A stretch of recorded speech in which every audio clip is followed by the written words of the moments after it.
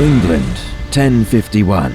A procession led by Count Eustace II de Boulogne, a close friend of King Edward the Confessor, enters Dover. This courteous visit was a result of an almost 30-year-long acquaintance that dates back to the king's exile to Normandy. Eustace's cortege was safeguarded by a famous fencer, Wilburg of Normandy. Many believed he was Edward's out-of-wedlock son. The gossip burgeoned, chiefly due to the king's habit of booking the kirk for his repentful prostration. Thus, in the corridors, Edward was criticized for spending most of his time in church, not in the royal bedroom, favoring prayer over dalliance. It was Count de Boulogne whose name was made with debauchery, and his manifestation was nothing short of a bad omen for British people. Eustace II and Wilburg demanded a judgment on the assailants, with retribution in mind. Edward the Confessor's decision was hasty, and he demanded chastisement.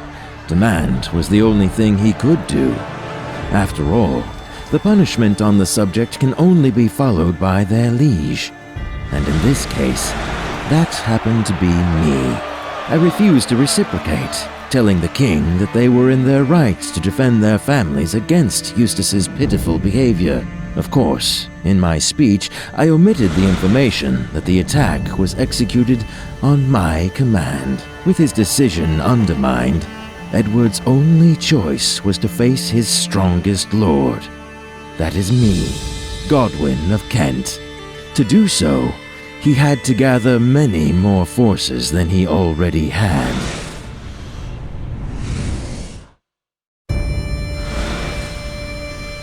The bastard was successful. Siward and Leofric will be able to assist the king in the upcoming war. In Laud, Wilburg was greeted in the royal courtyards, only to be relegated to another errand. Someone had to round Edward's keepings to recruit rookies for his new army. A small squad led by Wilburg was selected to avoid attention, but Wilburg's fame made this news hard to contain. Eventually, his mission was made known to me, and I knew exactly what I had to do to make his life harder.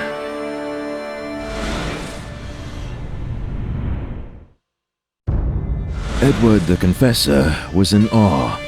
As a token of his gratitude, he gave Wilburg his own sword. Bastard's cheeks were shaking with joy like a little boy's jowls. I think in this act, Wilburg saw something paternal. He was ready to move mountains for the king, and soon Edward's army was ready. If it wasn't for one very small detail.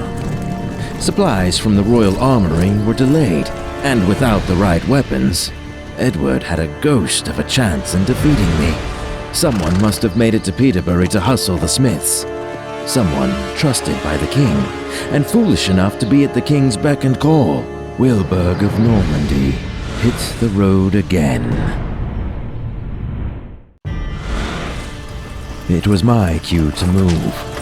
When Wilburg was busy fixing the armory, Edward was left unprepared, ill-equipped, and without his best guard. That was my best chance to strike against the king, and our forces were to meet by Gloucester. I was sure Wilburg couldn't make it, even if he tried hasting his forces with a whip. We were about to enter the battlefield, and Wilburg of Normandy was nowhere to be seen. Victory was mine. I was wrong. The bastard had more in him than I ever anticipated. He swept through the battlefield like a thunder, a messiah Edward was praying for. The battle was lost.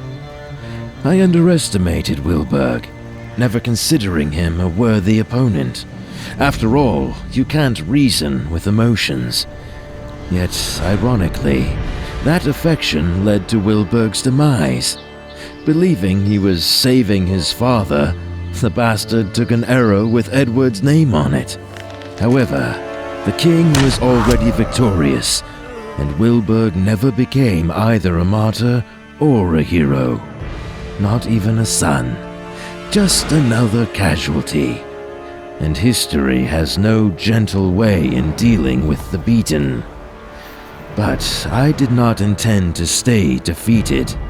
I had to make sure that the name of Godwin of Kent will be remembered and down in history books as the one who set Britain on fire.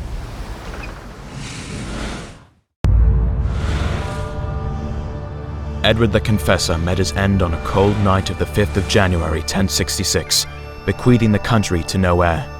The only apparent scion to the throne was Edgar, a 15-year-old son of Edward the Exile. Unfortunately, due to Edward the Confessor's inability to secure young Edgar's heritage, a prospect of peaceful hereditary succession receded. As a result, a claim to Britain's throne was demanded by 3 ambitious champions. A cunning nobleman, Harold Godwinson, that secured his position as the most powerful man in England after succeeding his father as the Earl of Wessex. William the Bastard, who has been allegedly offered a kingship by Harold Godwinson shortly before Edward the Confessor's death. And lastly, the King of Norway himself, Harald Hardrada, who is considered the last great Viking. However, the Witenagemot, the ruling class of royal councillors, considered Edgar too inexperienced to be an effective leader in the course of inevitable succession war, and decided to crown Harold Godwinson as the next King of England. As a result, Tostig, an exiled brother of King Harold Godwinson, persuaded the King of Norway to invade Britain. Shortly before that, Harold tried dissuading him from sailing, but when Tostig asked what the new king had in return for the Norwegian monarch, he just snorted. 7 feet of English ground, or as much more as he may be taller than other men. Early in September, Harald Hardrada took over 300 Drakkar ships in the direction of East Britain heading for York.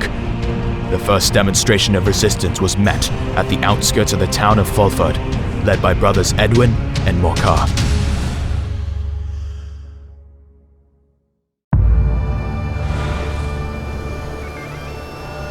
Morcar was not ready to face Harold's army ferociously ravaging the Mercian coast.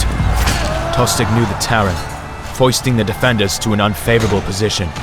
Anglo Saxon troops couldn't hold the ground for long enough, and soon, the Battle of Fulford turned into a bloodshed.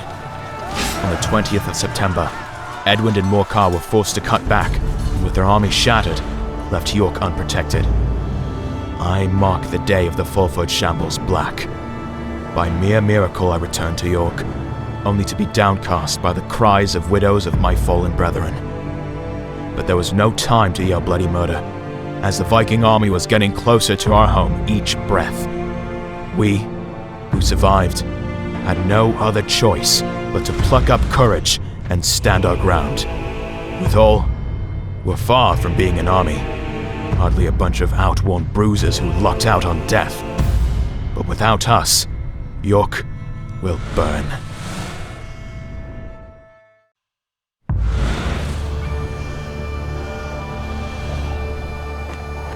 Our efforts turned out to be nothing more but a stopgap, an endeavor not worth the effort. In the end, our patricians made a deal with Tostig. York will be spared from the Vikings' rage in exchange for supplies. But the word is, King Harold II got wind of the defeat in Fulford. He mobilized his best forces in short order and set his course on Yorkshire with the promise of reclaiming the city from the invaders.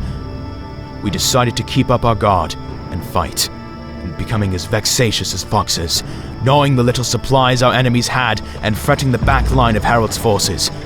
If luck permits, we'll still be given a chance to fight under our king's banner.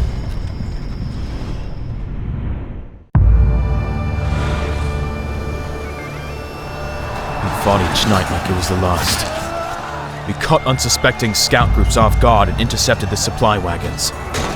But this night, the Vikings doubled their defenses. Suddenly, we heard the rattling of horse blinding and clinging of dropped keel.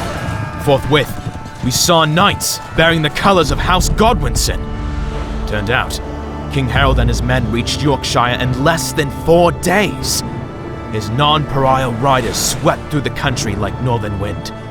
Their destination? Stamford, only a few miles short from York, where unsuspecting Harold Hardrada set up his camp, and where the fate of York will be determined.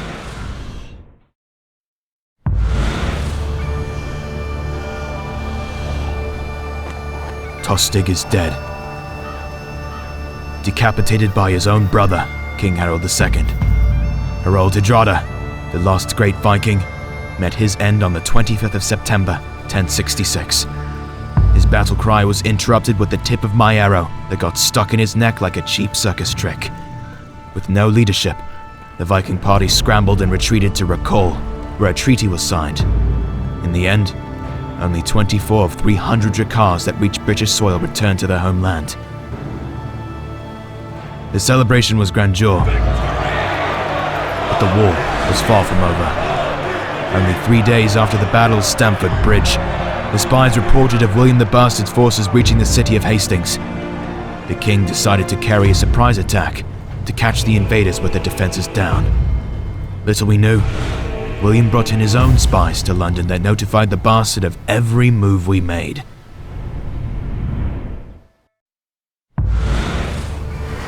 Harold II Godwinson led us believe that he was anointed to lead our people. Maybe it was far-fetched lie or blind belief he himself envisioned. Truth is, we followed him to the bitter end. A king was sent to the gates of heaven by an arrow to his eye, and his body trampled by the hoofs of cavalry to the metallic jarring of his armor. To much surprise, William and his army did not attack London straightforward. He decided to cut the capital from its supplies, patiently awaiting capitulation. After taking over the capital, the Witenagemot submitted the crown to the Bastard shortly after William seized Winchester, where the royal treasure was.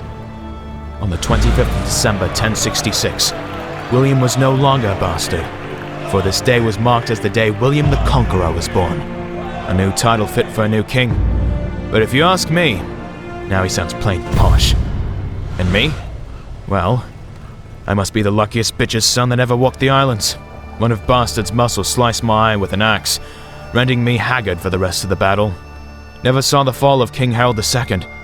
And after all, I think that's for the best, as I never met a child fond of inglorious songs of fall and disappointment. Never became an old grouch either. In the long run, a lazy eye is a small price to pay for a title of Earl of Locksley.